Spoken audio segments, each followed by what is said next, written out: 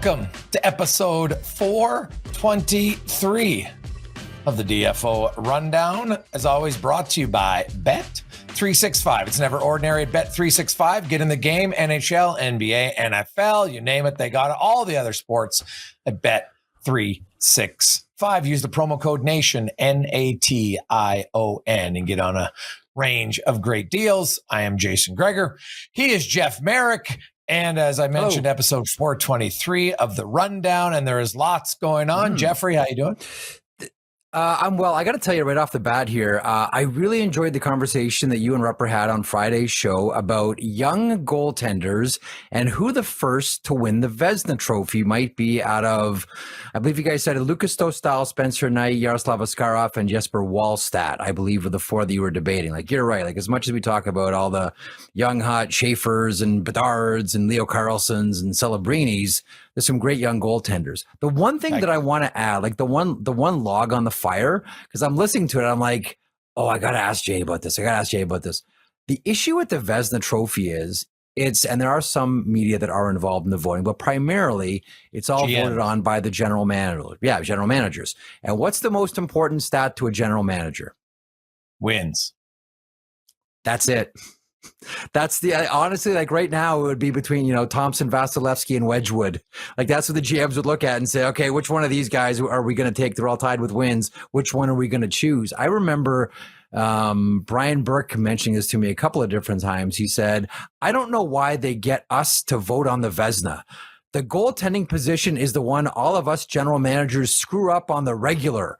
Why do we have to vote? It's the position we know the least about, but somehow we're voting on the goaltenders, which I would submit. Why don't we just have goalies, ex-goaltenders vote on the Vezina?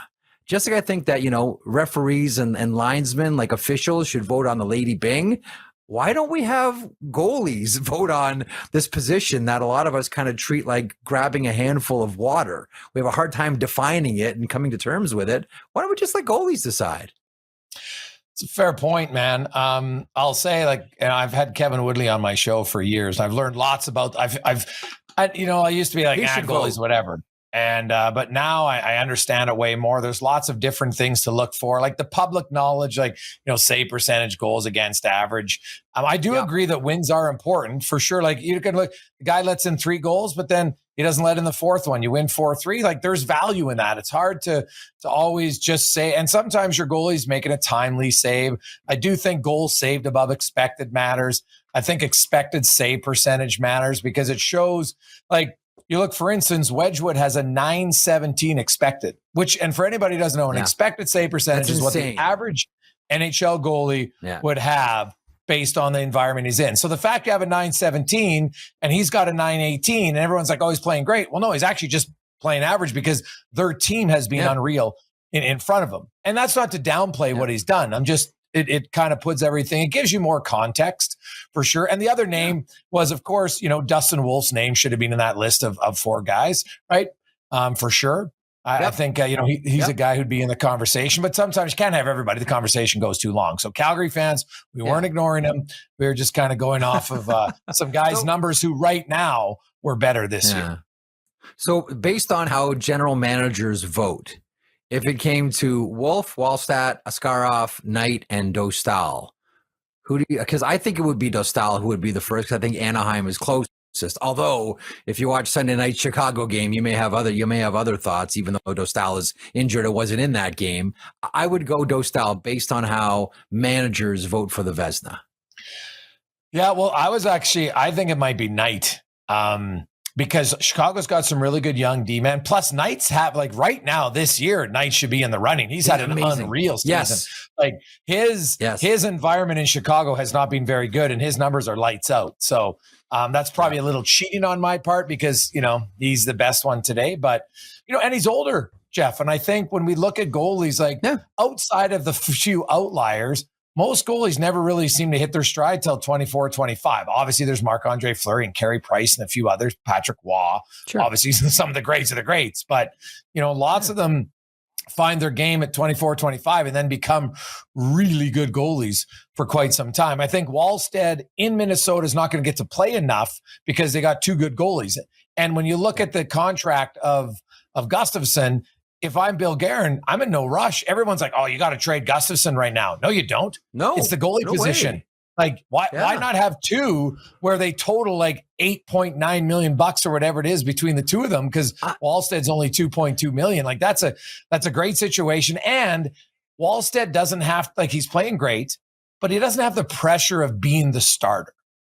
Right? He's a pressure of being like a 1A, 1B. It's a fun competition, but he doesn't feel like, oh my God, like every night I'm the guy. And I think it's more of a mental challenge. When I talk to goalies afterwards, they say mentally preparing to be the starter is harder than physically preparing. I believe that. There's the sleepless night, and there's the anxiety, and there's the worrying. And when you're the quote unquote backup or the 1B, it's your job to, be the good guy in the room, keep it light, stay out for buckets of pucks, whatever the shooters need. There's a lot less stress that goes along with it. But then when it's like everything is going to hang on you and you're the last line of defense and you can win or lose games for us. And we think about all the cliches about, if you have a goaltender, it's 70% of your team. If you don't, it's 100. We all know the cliches. We've all heard them. There's a stress that comes along with that. And mentally, some guys just can't handle it. And I understand it. I do believe that it is more mentally taxing than physically taxing for goaltenders. I agree with that 100%. Absolutely. And you know what? I'm glad you mentioned that about Minnesota. And don't rush to trade. God, no. I see so many teams do this. Like, I'm very much of the mind that when you're a team and you have a certain strength, lean into it.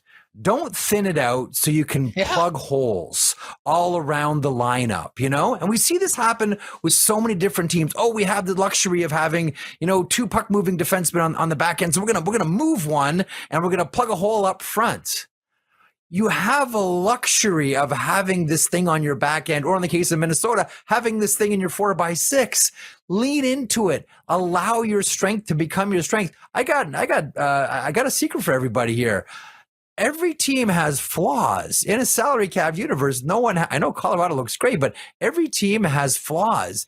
I'm so glad you said it, Jay, because take your strengths and lean into them. This is a strength for Minnesota. Lean into it. Don't use it to thin it out so you can plug a hole somewhere else. I'm with you 1,000,000%. 1,000,000%.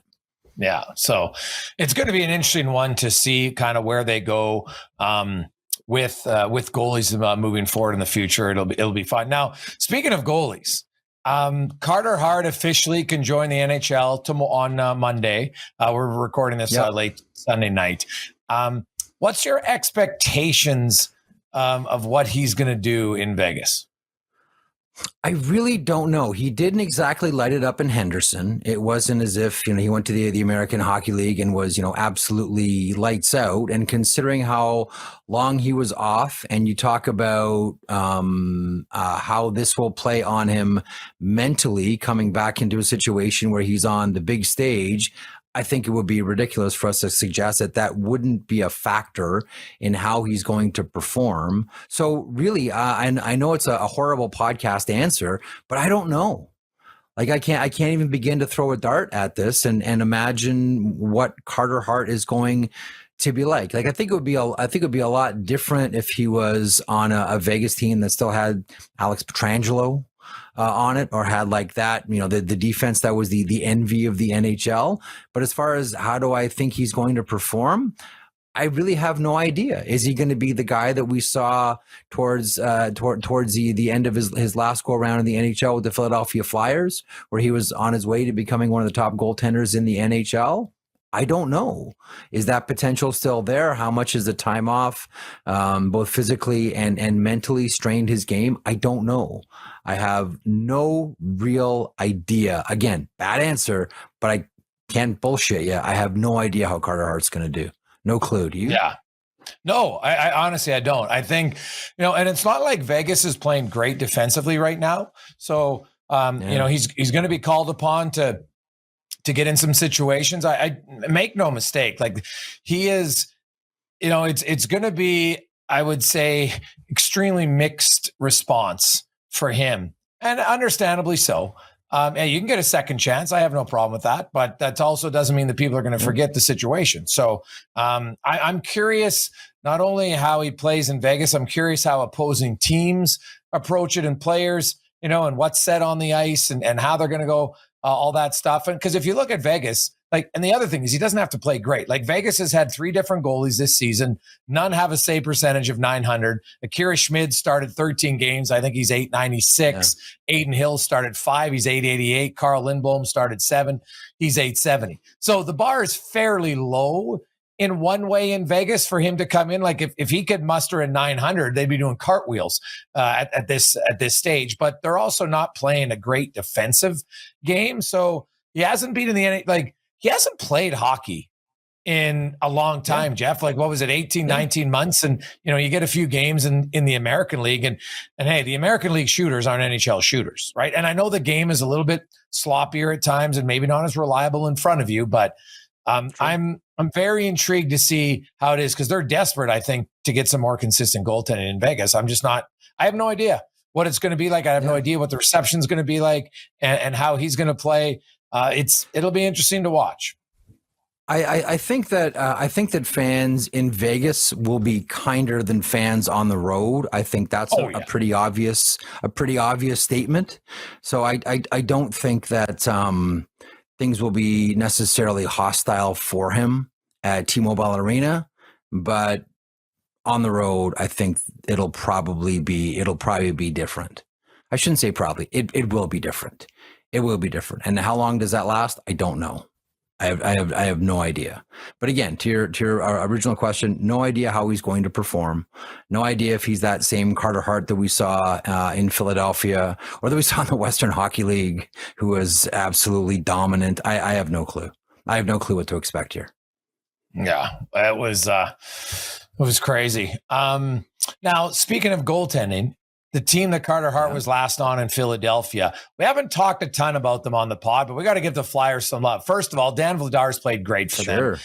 He's a big reason why the Flyers are in third place in their division. And one of the most interesting stats for the Flyers, they're 12-0-1 when they score 3 goals. So, or more. Colorado's the only team who's better. They're 16-0-4. They've done it 20 times, and the Flyers are 12-0-1. LA is, I think, 8-0-6, and Seattle is 10-0-3. Those are the 4 teams that don't have a regulation loss when scoring 3 or more goals. But, man, Philadelphia right now, they've gotten better goaltending, and it's not like their team defense is great. It's better, don't get me wrong. But all you got to do is look at Vladar's numbers to Ursin's numbers that we have up on the screen here, and it's like a 912 save percentage to 859, 2.43 goals against for Vladar, 309 for Ursin. It's 15 starts for Dan Vladar, 8 for Ursin. And it's not like the team is that drastically different. I've never bought into that, Jeff. And I was looking at some of the numbers. The Dan Vladar has just played really well. And I think probably better than a lot of us thought he could play as a starting goal. Whenever I look at goaltenders specifically, if the save percentages are more similar than different, I say that's a team thing. That it's not just about that goaltender, but if they're profoundly different, right? Then you say, okay, yeah, what one goaltender is really outstanding here, and isn't just the byproduct of the system or the players that are in front of them. One other thing, Adam Ginning was placed on waivers. So I think that's got everyone wondering if that means that Rasmus Ristolainen is close to returning as well. So the Philadelphia Flyers back end could get a little bit more of a bump there. I agree with you. I'm not sure if you watched that New Jersey game, but there were 2 saves at the end of the first period, one on Hischier and one on Timo Meier, that were some of the best saves we've seen at Philadelphia Flyers netminder make this season.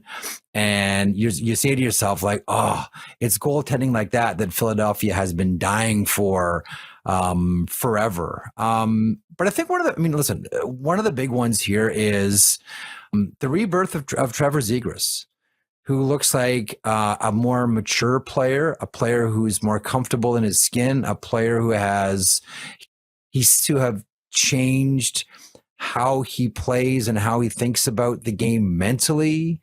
I know he had that tough turnover in that New Jersey game as well, but listen, here's a guy that, like, I'm pretty sure that, John Tortorella and Rocky Thompson last year, when the Philadelphia Flyers power play was sputtering, and we heard all those rumors about, they need Trevor Zegras, they need Trevor. I'm pretty sure that was the guy that both John Tortorella and Rocky Thompson, who's handling the power play, that they wanted. And now that I'm sure that they see Trevor Zegras on the Philadelphia Flyers, like, oh, that was the guy that we wanted that whole time. Listen, it's a team that right now has hit a stride.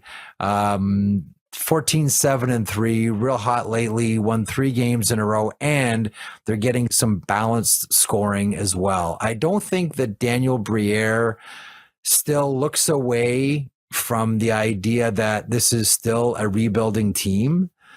But what I always wonder about, and I think we're kind of there with Detroit, at what point do you say to yourself, okay, we've got a lot of picks and prospects.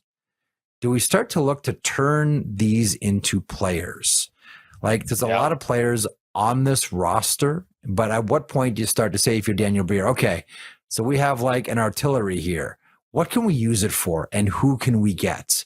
I wonder if the Philadelphia Flyers are at that point, or if it still might be a year too early. That's what I wrestle with Philadelphia. Yeah, because really the big difference for the Flyers is they're scoring goals at virtually the exact same rate. In 2024, they averaged 2.82 goals per game. In 2025, 2.83. This year, 2.83. Like, you can't get more consistent offensively. Now, it's not high enough. They'd like to score more goals. And their power play is like, it's 17.5%, which is improvement because they've basically been the worst power play for 3 years in a row in Philadelphia. But the big difference, Jeff, is they've cut down their goals against. They've gone from 315, 345 to 279, right? That's the big difference. A lot of it's Dan Vladar, and their team defense is better than numbers overall. Now, they get to a shootout. That's where Trevor Zegras comes in. There's no one better in the history of the NHL. He's like 68% on shootouts, which is wild, right? Like, wild. Of anybody who's gone even 10 shootout goals, he's the highest by 10%. Like, guys, like, you remember when everyone's like, oh, UC Oakland's one of the greatest shooter. He's like 32%, right? Now, he scored a fair amount for a while, but then he didn't, right? And like, Patrick Kane has the most shootout goals all time at 53, and Jonathan Toews at 52. And Toews is a 46% guy, and Kane's a 40% guy. They're both really good. But Trevor Zegras is 68, and he's got, like, honestly, when I see the Flyers in the shootout, I am changing the channel. He is the most electrifying player in a shootout, because I don't know how many moves he's got in his bag of tricks, Jeff, but it is like he does a different move all the time, and I love it. The thing I love about his shootouts is, and I know I'm in the minority on this one, but I loved watching Yevgeny Kuznetsov just crawl to the slots, right? I absolutely loved it. And we see Zegras, right? He does that. He swings right, and he doesn't start picking up until he gets a couple strides inside the blue line. He takes his time, and it's real slow, and it's real dramatic, and then bam, it's sudden. And that's what I think about with Trevor Zegras, specifically with his hands. It's not that it's fast, it's sudden. Like, that's Trevor Zegras to me. Suddenly Trevor Zegras does this. Suddenly Trevor Zegras does that. That to me is Trevor Zegras. But he seems to have, like, there's an old saying, oh, we got to get the junior hockey out of this guy. We got to get the junior hockey out, or we got to get the college out of this game. It's like they've gotten that out of Trevor Zegras' game. But you know what I think, Jason? I think a lot of it is Trevor Zegras has done that for himself. I think he's realized this is a second chance. It didn't work out with Anaheim. I don't want to say take it more seriously, because I still think he's a serious athlete, but I think that in his own mind, he said, I need to focus a different way, and I need to play a different way, and I need to get all that college and junior style I used to do out of my game and simplify my game where I can be that sudden Trevor Zegras that Flyers fans are just loving now. Yeah. Well, we haven't talked about the Flyers a lot, but I don't know how long they'll continue it or not, but they've been one of the more pleasant surprises this season. Dan Vladar would be right at the top of that list with their whole team, and Zegras is playing well. They got a lot of other guys going, and Rick Tocchet has got them bought into how he wants to play. It's kind of similar to Vancouver. They're not the most exciting offensive team, and I do I do believe that, yes, you need to play good defense, but you eventually have to score if you want to win the NHL. Like, you have to score at some, you don't need to be a top 5 scoring offense, but you can't be bottom 5, bottom 8, 10, and really be successful. So that's going to be the next step of their progression. But I think I want a big shout out to them. What about a team? Do you think the St. Louis Blues are showing signs of life in your eyes? Yes, they are. Man, I'll just be blunt. Every time I watch St. Louis this year, until recently, the one word that I came back from watching every single game was sloppy. Like, they just looked like a really sloppy team. And I'm like, this is not Jim Montgomery. Like, this is not a Jim Montgomery team. This is too loose. This is too sloppy. Everybody's waiting around, waiting for someone else to do things. Logan Mailloux got sent down to Springfield. And by the way, he does look better since going to the American Hockey League and coming back. And that's the one thing that I've noticed is defensively, this team is playing a lot better. They're not as sloppy. They're not as casual as they were. It's almost as if, St. Louis kind of, got into the playoffs last year, stretched the Winnipeg Jets to 7 games and went, you know what? That's it. We're a playoff team, boys. Here we go. And there wasn't that urgency in their game anymore. There wasn't that fight in their game anymore. It was a complacency. And at the start of a season, if you're complacent, that can lead to some really sloppy hockey games. And that's what they saw. The one thing, again, like that I've really noticed about St. Louis recently is how they've tightened up defensively. And it helps when, Pavel Buchnevich finally scores, like 3 third-period goals against the Ottawa Senators, and it's Buchnevich and it's Jordan Kyrou finding the back of the net. Like, they're not going to do anything unless Buchnevich does something and Kyrou does something and Robert Thomas, who's a pretty consistent guy, does something for this team. Yeah. What about you? What do you think? Well, I'm kind of like, I thought the Blues, like the way Robert Thomas finished the season last year when he was the leading scorer in the NHL after 4 Nations. You know what? And Dylan Holloway had a good year. And Dylan Holloway's actually played the most minutes of any Blues forward this year. So he's just a snake bitten, right? Jordan Kyrou, on paper, the Blues, they don't have a superstar, but they've got some good young players, right? And not that Thomas is that young anymore. Even Dylan Holloway really, in essence, isn't that young, when you're 24, 25. But yeah, the Blues, their goaltending hasn't been good enough. Like, Joel Hofer has been ridiculously bad. I didn't, like, a lot of people thought after last year that he could maybe push Binnington. My God, he's not even close right now. Can I just add something about Hofer that, because I was one of those guys. Like, Jason, I was one of those guys saying, like, oh man, Hofer is going to be, we talked about young goaltenders a second ago. I thought Hofer was going to be one of those guys. But the thing is, like, I don't know that I've seen, this might sound harsh, but I don't know that I've seen a bigger goaltender play smaller than Joel Hofer. He's a large man.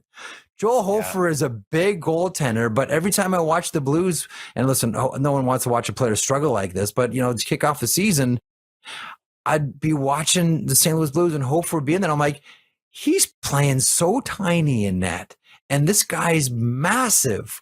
What happened to Joel Hofer? It's because I'm with you. I thought that, wow, this guy's going to be the next great young goaltender coming out of the American League, and this year just nothing. And you're right, but it's not just him. Both goaltenders. But we're used to that with Binnington, right? We're used to the long stretches of meh, and then we're accustomed to goes on a heater and wins the Stanley Cup, plays a great game in the final against the Four Nations. Yeah. So we've seen a lot of different versions of Jordan Binnington in his career. Yes, we have, no question. And can he come back?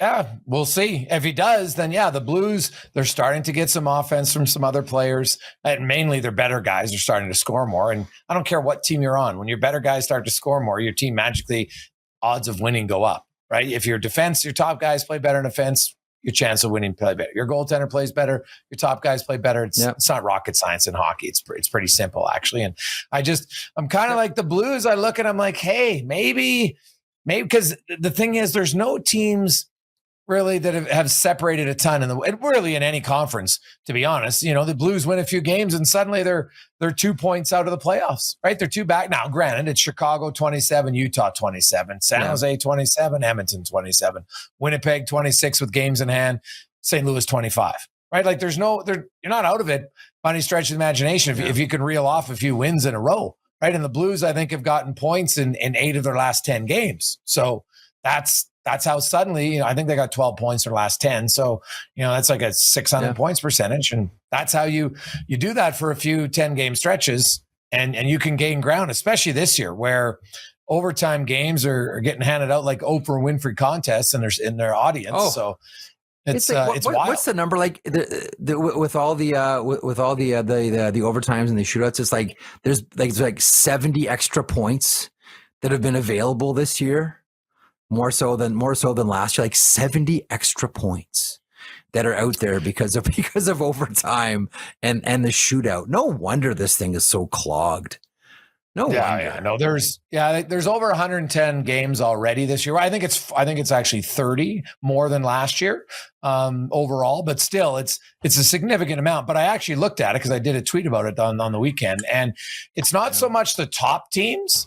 It's really just allowing the middle and the bottom teams to get more points so the standings look way closer. That's why I don't really think anybody can use the American Thanksgiving thing this year with any sort of accuracy because outside of like 4 teams, everybody was within 4 points. So you're basically saying, hey, 28 teams can make the playoffs based on that theory.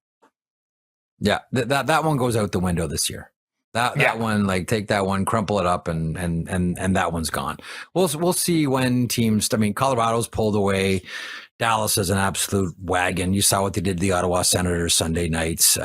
This team is on a different level. Wyatt Johnston's hit a stride, and Rantanen is outstanding, and Jason Robertson is just filling the net in this year where he feels obviously snubbed from the Four Nations. They're the two that I look at right now and go, oof, yeah, these are the two that have distinguished themselves more so than anybody else in the league. Jeff, some people might not agree with me, but if you put me on the spot today, I would take Dallas over Colorado because I like Dallas's defense way better in the playoffs. They're bigger.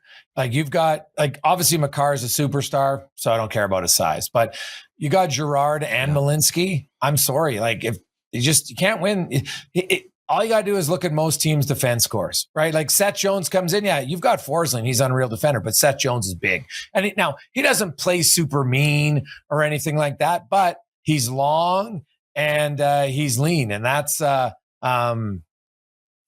is something that I think come playoff time, we've seen it. The last few years in the playoffs, length and size matters on the blue line. Do you not like, I mean, the pair is like, maybe the best top pair in the NHL, but do you not like Burns and Manson? Oh, I like those two for sure. Yeah. But I know the third pair is not Malinsky. Exactly. Yeah. I know the third pair is not, I know the third pair is not anything to write home about, but that top four is really good. I like that. But then you got Harley, Heiskanen, Esa Lindell is one of the more underrated defensemen in the league, right? Like and then you look at their third pair, they're huge, right? Like, Bichelle is massive, right? And Petrovic has played it's funny. Petrovic is like the great story. Guy plays in the American League until they bring him up to the playoffs, and then he plays in the playoffs in the conference finals, for goodness sake. And doesn't play 5 minutes. He's playing 13 minutes a night like a normal number 6 defenseman, and he's looked fine. And so now they're finally like, hey, maybe we should keep this guy all year. Yeah, shocking. So I like both of those teams, don't get me wrong, but if you had to make me pick today, I would be picking Dallas just because of their blue line. Really? Now, would you, if you were Colorado, keep the goalie rotation, or would you go with one? Well, I think Blackwood is the starter. As I outlined earlier, Wedgwood's expected save percentage is so high. Yeah. But I'm not. I have the advantage that my team is playing so well defensively. I can play Scott, and I've always liked Scott Wedgwood. I think he's one of the best backups in the league. And you know what? Blackwood has a history of injuries. You don't need to be Carolina West and always have your goalie hurt. So if you don't have to overplay Mackenzie Blackwood, why would you? Yeah. Right now, I might start to say, hey, mate, we get to a point where he's starting 3-to-1 ratio. I think at some point you get there. But if I can slowly augment that, Jeff, and it's 2-1, 2-2, and then eventually I'll get to 3-1 rotation. That's what I would do if I was Jared Bettman.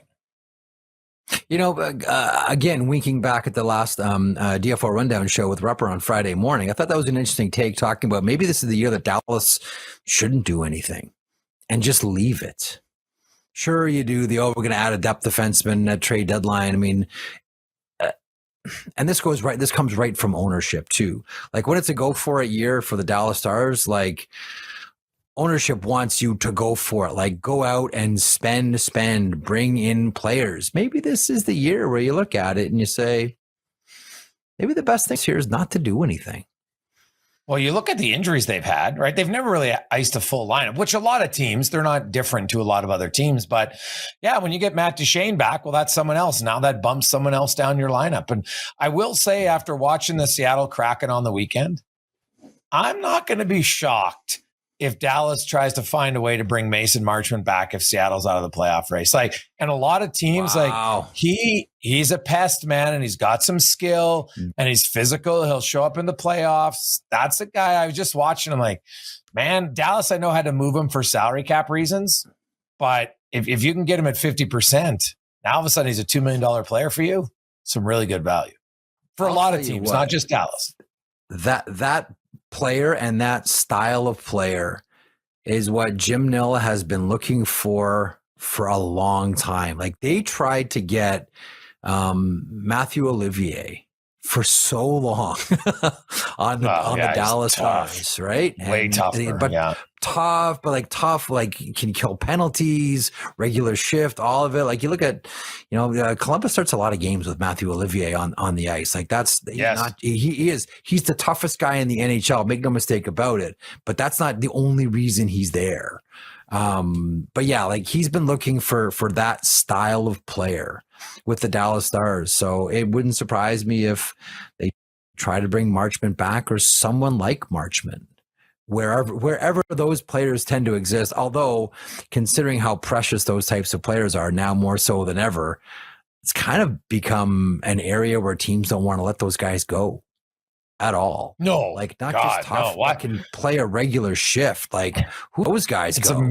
No way. It's a massive advantage to have a guy like that who he kills penalties. He can chip in offense. He's tough as nails. He's physical. He's not a defensive liability. Oh yeah.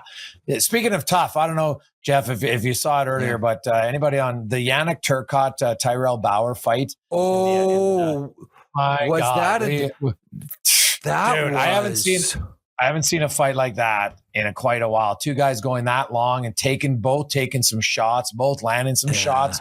Man, for Manitoba and the Chicago Wolves, like you're a fan of those.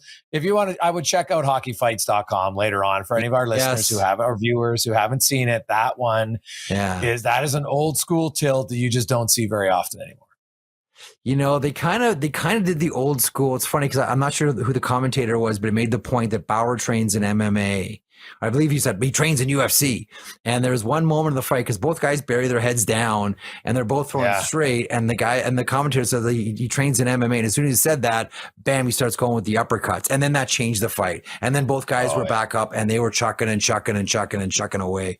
That was that harkens back to some of the old days of the American. You don't see a ton of that anymore, but that used to be the American Hockey League where the games took 4 hours.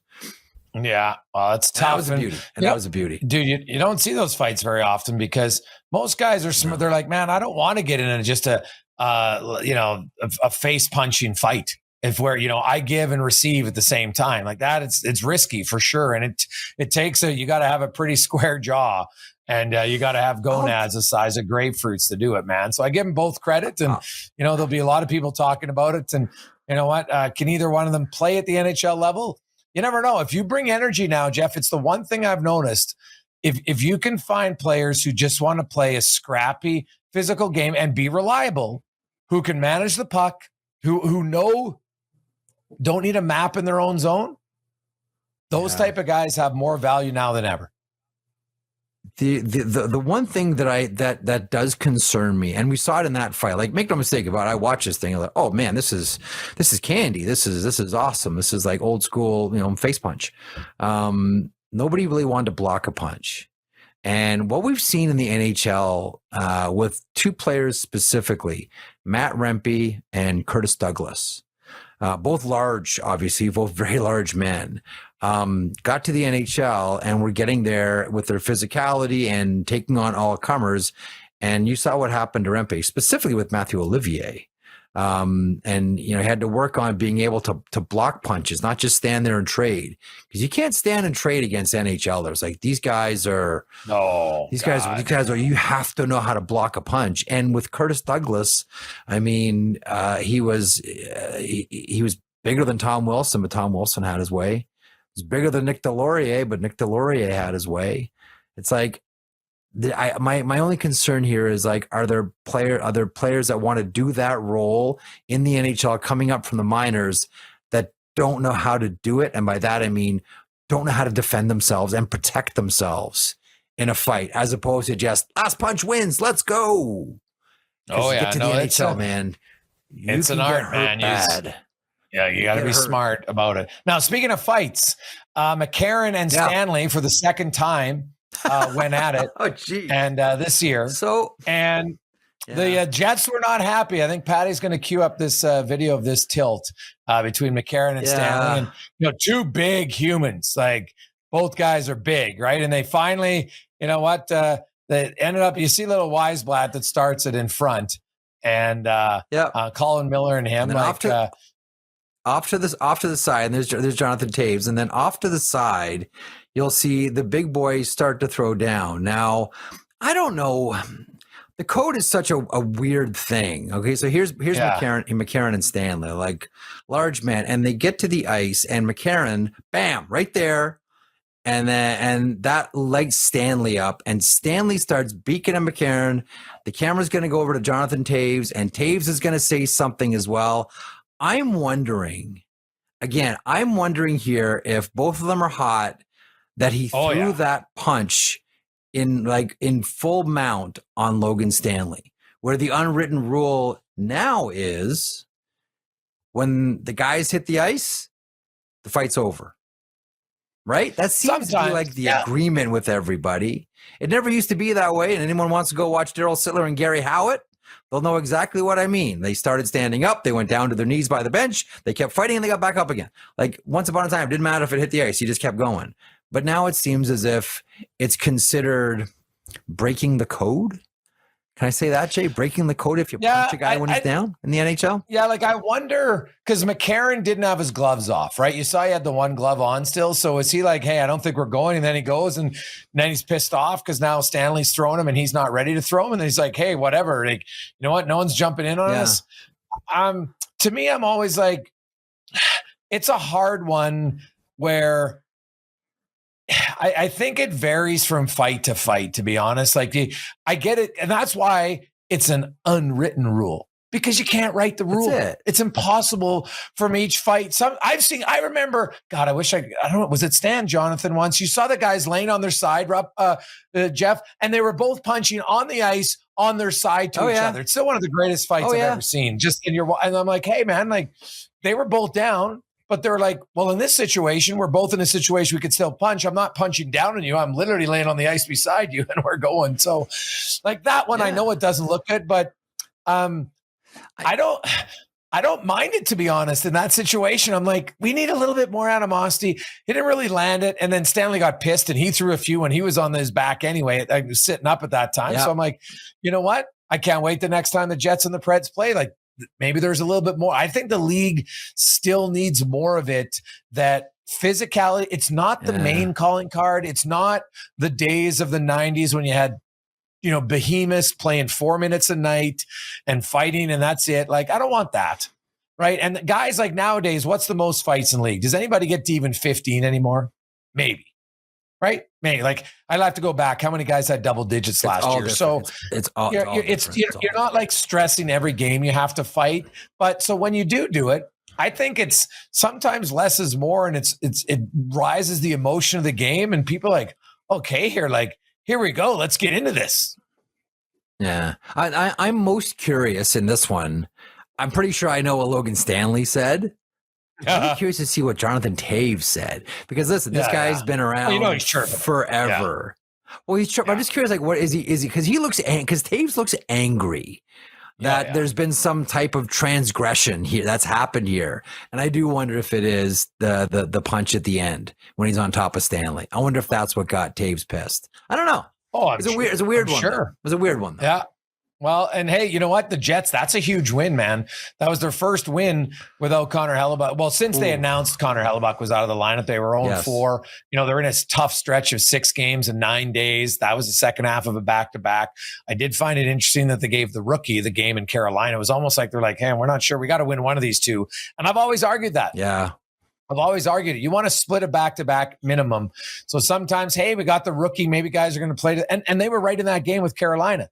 Right? It was just until the last 10 minutes that Carolina put on some goals. So now they play, I think they play tomorrow night, Monday in Buffalo, then in Montreal, then they got Buffalo, and then that really tough back-to-back where you play at home Friday and then in Edmonton on Saturday.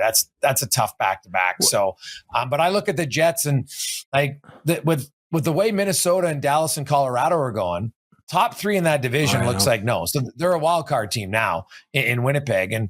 And like they got to find a way to tread water. They're 1-4 without Hellebuyck.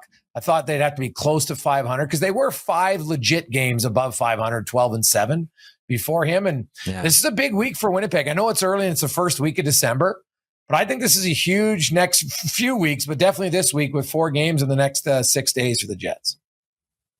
So here's where I'm at on the Winnipeg Jets, and I'm with you. Like they need to tread water. They need to keep their head above water here until Connor Hellebuyck comes back.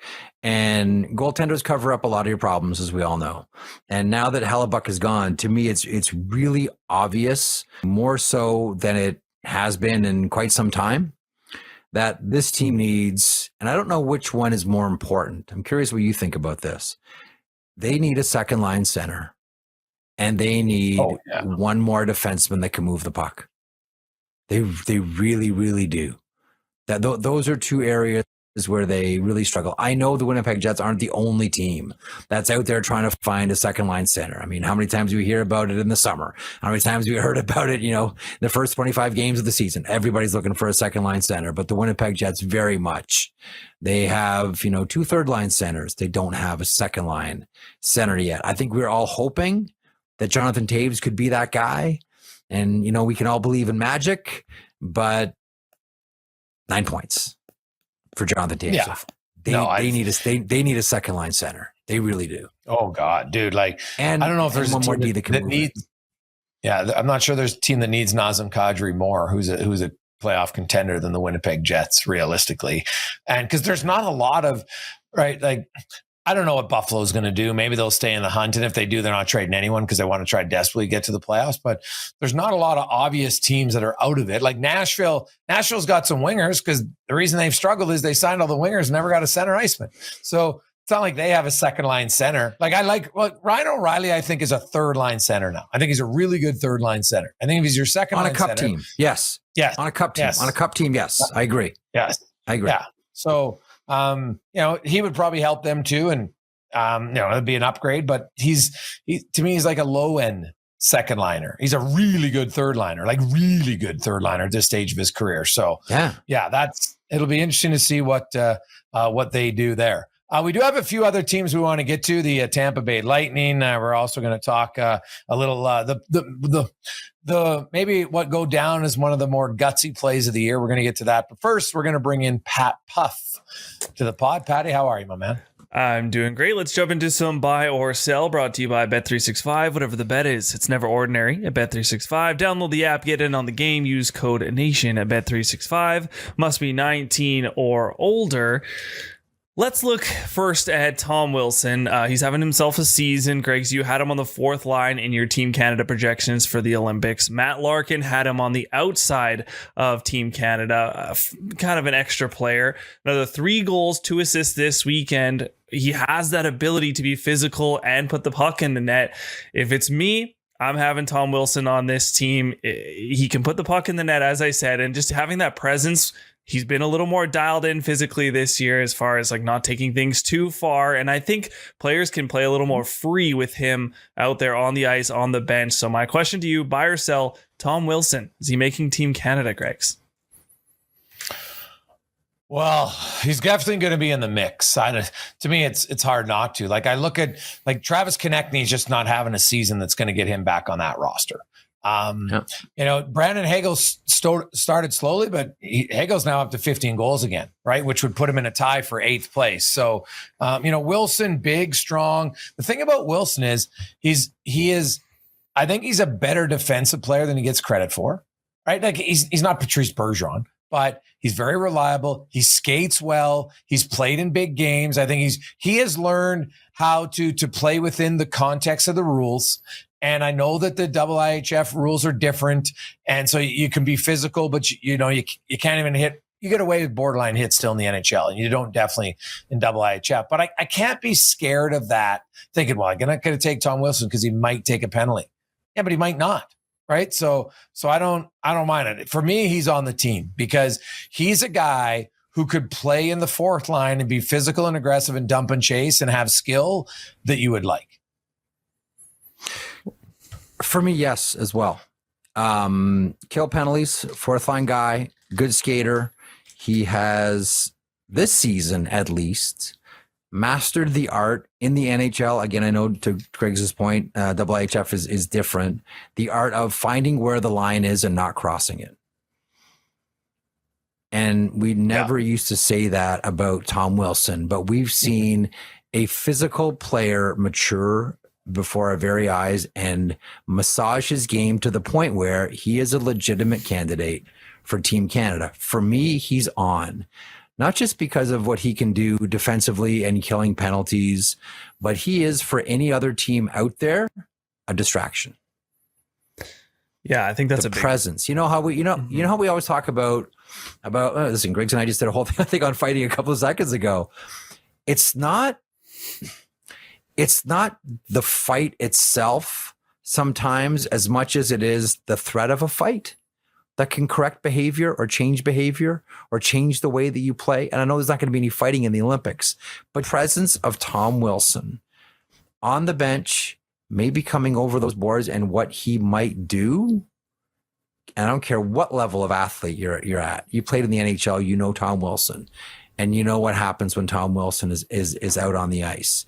There's no one else on that team that's going to bring that. And considering how much he has matured and how much he is important to that team where he leads a team in points, that's of course the Caps, I think he'd be a valuable 4th line player for Team Canada. I really would. I would have no reservation putting Tom Wilson on whatsoever. I agree with that. I think it's especially big if you are planning on bringing a younger talent like Bedard or Celebrini, a little bit of calming sense to the bench for them as well. The next question I have for you guys is based on Laurent Brossoit, because he's looking to make his return to hockey after missing last season with a knee injury. But look at these numbers from 23-24, 15-5. I know he was behind Hellebuck, but a 927, 2.0 goals against average. He has decent numbers. He has potential. Maybe a bit of, I don't want to say a Band-Aid, but injury prone, if you will. And no doubt, Spencer Knight is the number 1 in Chicago. But Soderblom's only been okay. He's been fine, serviceable. So my question to you, buy or sell, will Laurent Brossoit be moved this season? A couple teams kind of looking for goalies right now. Is this someone on the market, Merrick?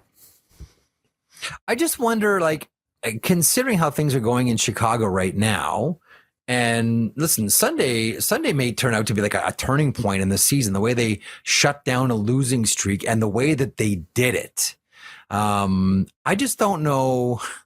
My buddy of mine, whenever someone's getting showcased, I just get he sends me a gif of Bob Barker with the player's number beside it. I just don't know how you're going to be able to showcase Laurent Brossoit and show the rest of the NHL that he can still play at that level. You know what I mean? Like, it's going to be more than just you're going to pop him in for one game and then everyone's going to make their minds up about Laurent Brossoit. He hasn't played for a while. How can he get showcased enough that the team can move him while not hurting the team at the same time? That's what I wrestle with here with Brossoit. How are they going to do this? Because I think that they, in a perfect world for Hawks, you end up moving a lot of teams that are looking for goaltending. And if he can show that he can still stop the puck, and those are some real nice numbers you have in front of us here, Pat, then of course there's going to be a marketplace for him. I just don't know how he gets to the Showcase Showdown and the price is right. I don't know. What do you think, Greggs? I don't know. Yeah, I just like he didn't play all last year. Played 23 games the year before that. Like it's a tough one. And I'm assuming he's going to have to go to the American League. I know there's the worry. Well, he can go into conditioning. I think, did he do his conditioning stint already, or is he going on conditioning stint? One of the two. He obviously qualifies for that, no question.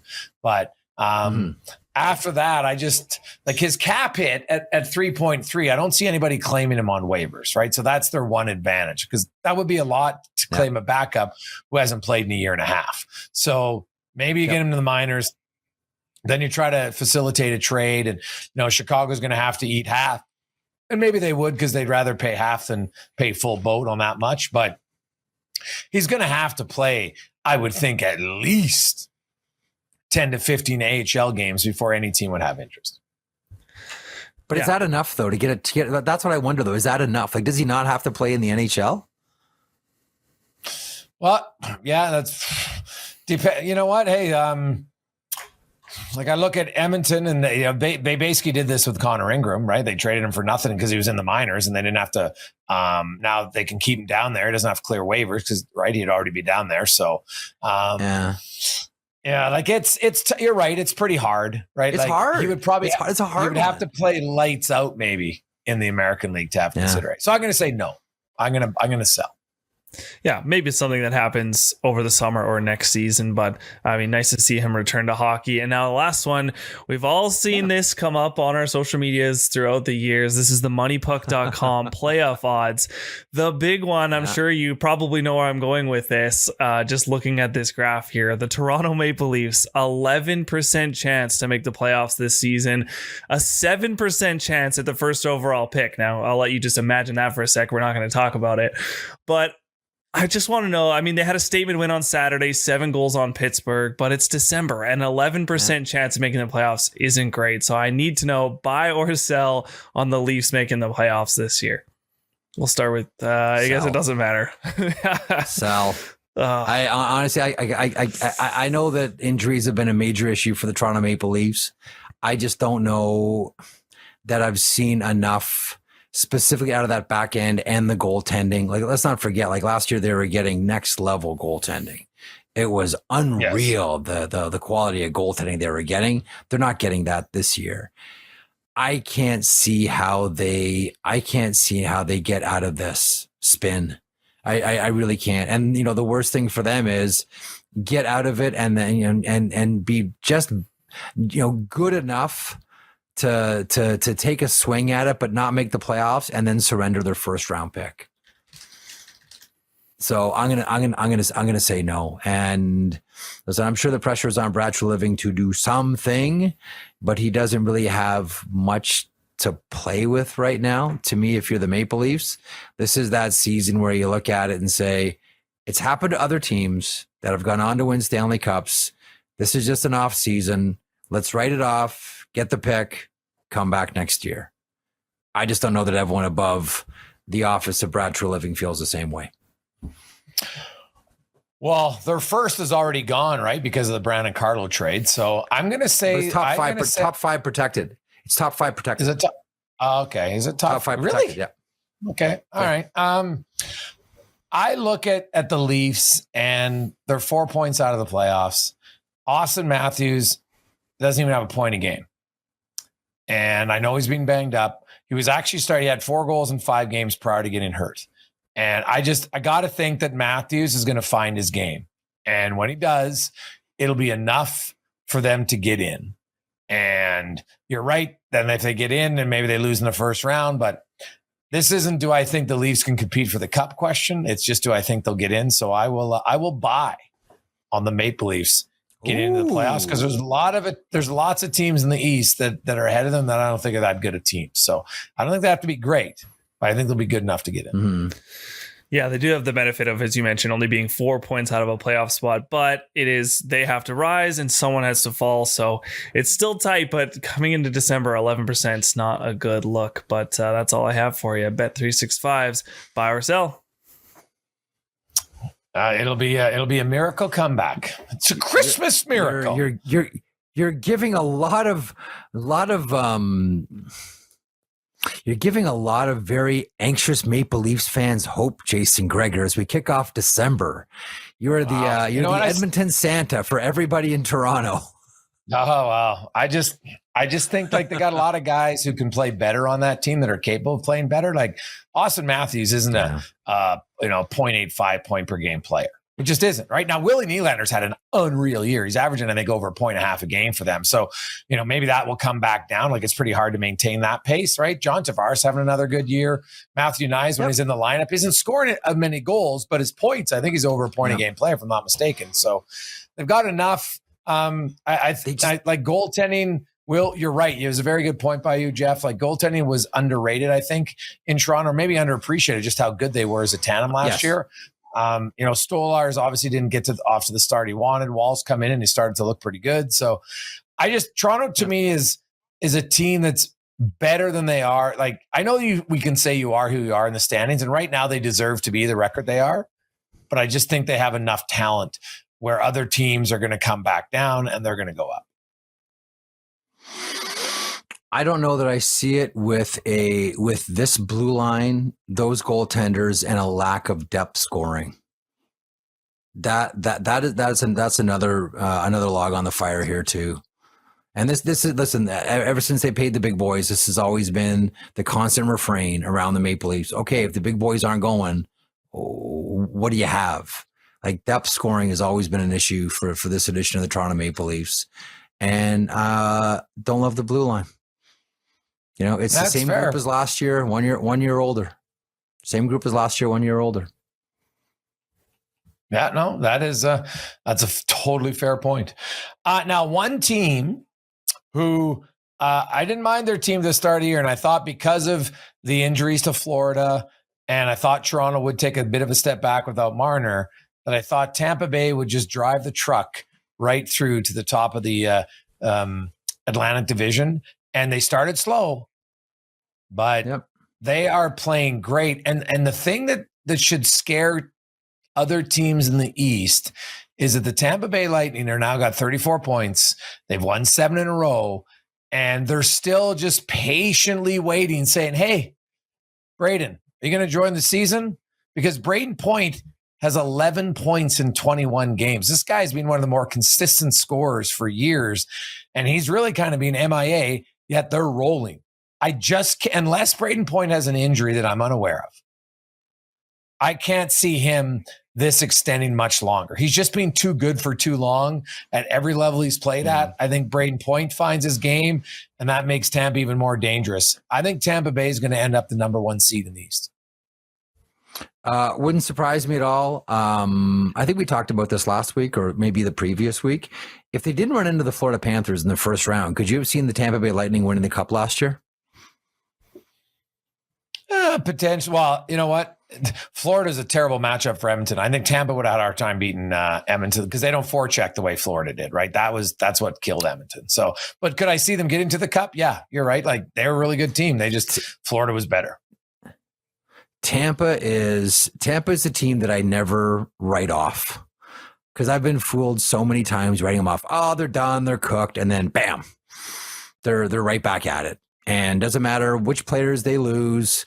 Oh, they lost, Tyler Johnson, Andre Palat, Alexander Killorn, Ryan McDonough. It doesn't matter.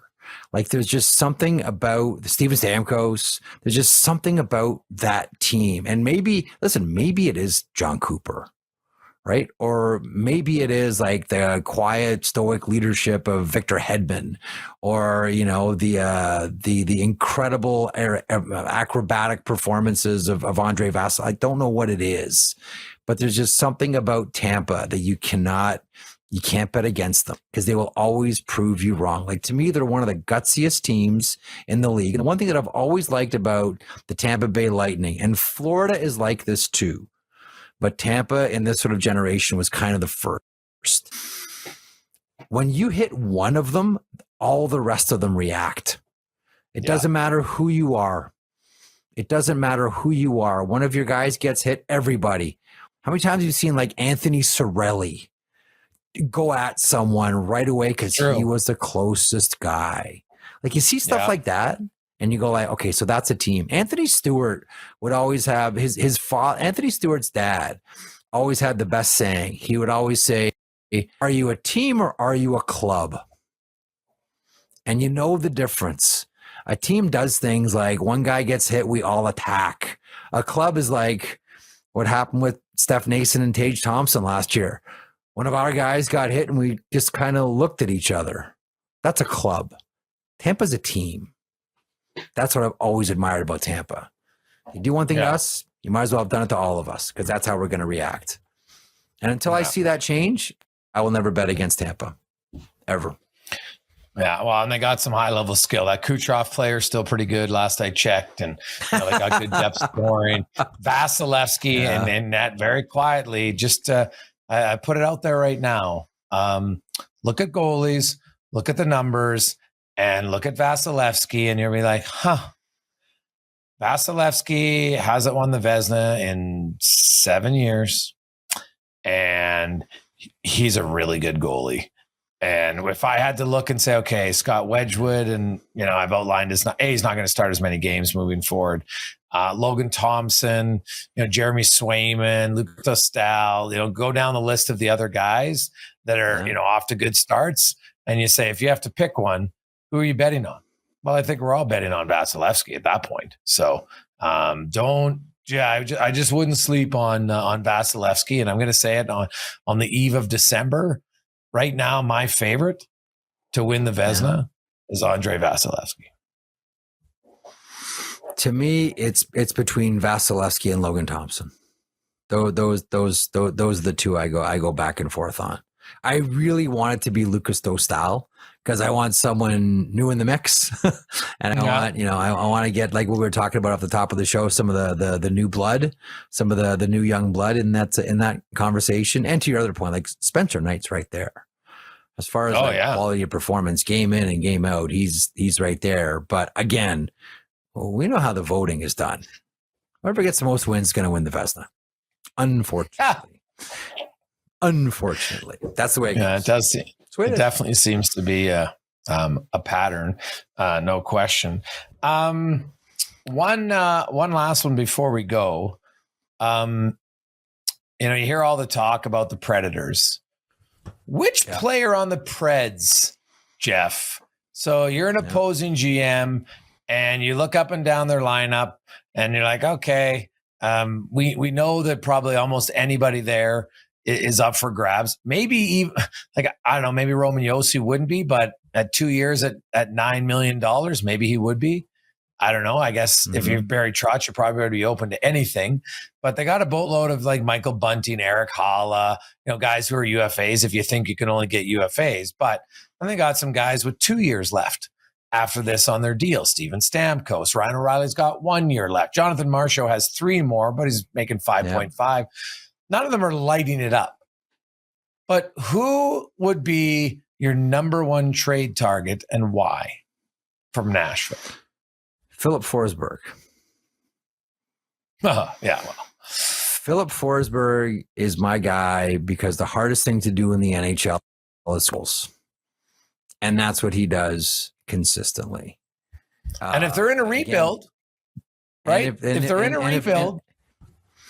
Like that's the thing too. Like if they're gonna go the rebuild mode here, I think you owe it to every veteran to have the conversation. Do you want to be part of this? And if they say no, do what's right for them. Because Philip Forsberg has been a loyal soldier since going to Nashville from Washington in that Marty Erat trade. He's been a really loyal foot soldier for the Nashville Predators for a long time. And I believe you owe it to the player to say, like, look, your stage of your career, you know what? Do you want us to send you somewhere where you can chase the Stanley Cup? I know we got close once. We got in the final and we lost to Pittsburgh. Do you want another chance at it? Like maybe Forsberg just wants to stay. Some guys just happy where they are, just happy playing, and that's cool. But if he wants to chase it, and if he wants to go to a team that can be competitive for the cup, I'd take Philip Forsberg. But I think you do. I think you do most, if not all, of your veterans that conversation at this point in their career. Especially so then I would cups. Yeah, like I put Roman Josi in that category then for sure. Same thing. I think UC Saros, I think people are really underestimating the length of that deal is pretty hard for a goalie. I'm not sure it's overly tradable. I'm not sure Brady Shea, because of the term, is overly tradable at this point, but there are some other guys. Ryan O'Reilly to me is still the one where, because I think your Forsberg is going to cost you way more. And he does have high end skill, no question. I look at the other kind of older players. To me, it's Ryan O'Reilly. I think Ryan O'Reilly can come into a team, and especially if you're looking for a third line center, that's what I'd say. Hey, Ryan O'Reilly's our third line center. You have the conversation with him. He doesn't have a no movement clause. That's the other thing in all of this that's kind of interesting, Jeff. So you don't necessarily have to get his permission. I'm sure you could ask, but at the end of the day, like, he doesn't have the deal. So he signed it knowing that that's a possibility. And he's got 1 year after this. He's won a Stanley Cup before. I don't know any guy who's won that says, I'm good. I don't need another one. Like there's no one that thinks that way. So to me, it's Ryan O'Reilly, because I don't think the return will have to be as much.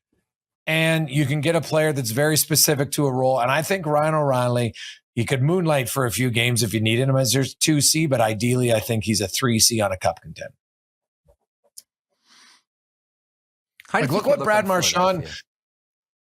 Brad Marchand did to the third line. Now he's a little bit more of an offensive player, of course, but you know what? If you have two other good third line players, all of a sudden you're like, man, our third line, like if the top lines are even sometimes, if our third line can make that much of a difference, and it's going to be hard to match what Florida's third line did last year for the next decade. I'll be hard pressed to see any line do that, but I like him. Philly would be a good man. I'm just not sure if Philly's ready there yet. You know what I mean? No, they're not. But but it might not be a bad move. Philadelphia, like I think we mentioned this earlier, but like, okay, at what point do they start to look at like, okay, we're going to package some things up here to try to bring in some players? I think that they're, again, like if the Buffalo Sabres make the decision, like we're going to have to rebuild or do something, to me, and again, this is just me having this conversation on a Monday morning podcast here. To me, like the target A is Tage Thompson, who to me looks like he can play on this Philadelphia Flyers team tomorrow. And that's why I look at Philadelphia and say, okay, like they need another center. Philly needs another center, and probably someone that has a lot more experience than a lot of the guys that are on the horizon. And the other team that I wonder about with Ryan O'Reilly, even though it wouldn't be for a third line spot, but what about the team we just talked about, Winnipeg? Could you see Ryan O'Reilly on the Winnipeg Jets? God, is he better? He's a center there. He's a second line center there. You don't think he's better than is he better than? You think he's better than Lowry? He's a different player than Lowry. See, the problem is, like, to me, Winnipeg's got like two great third line centers. One in Lowry, who has a very specific skill set, and the other is Jonathan Taves, who's just flat out one of the smartest players in the NHL. But his brain is so much better than his body right now that it's tough. Yeah. No, that's fair. I don't think he brings enough offense. Maybe I'm wrong. I don't think he brings enough offense. Could be. Podcast talk. Yeah, I think if he's your 3C, man, you got a really. No, I know. You got a good third line, a really good third line. So we'll see. So he's going. So he's going to Florida, is what you're saying. Yeah. Somehow they'll make a way to make Ryan O'Reilly work in Florida. Yeah. Well, they got so many. If they get everybody healthy, they don't actually need him. Now Tampa Bay. Yeah. They never rule them out on anybody. Even Colorado, man. I'll tell you, Ryan O'Reilly in Colorado, I wouldn't be a bad back to Colorado. It was awkward for him there. Let's just say after the offer sheet situation. Yes. Yeah. but It was awkward. that's, It was awkward. yeah, that's long stuff. Different That's regime. Different regime. Different regime. So they, I could see it, man. That wouldn't be a bad one at all. So we'll see. Right. Jeffrey, have yourself a great day, and thanks, pal. happy December to everybody. Hopefully it's warm wherever you're at. That's the rundown brought to you by Bet365. Hey, hockey fans, if you enjoyed that video, then make sure you hit the subscribe button right here on the Daily Faceoff YouTube. We have you covered for everything you need. Exclusive interviews on The Sheet with Jeff Merrick, all the latest hockey news on Daily Faceoff Live, and you can always get your morning started with Johnny Lazarus and Colby Cohn on Morning Cup of Hockey. Don't miss a minute. Hit that subscribe button.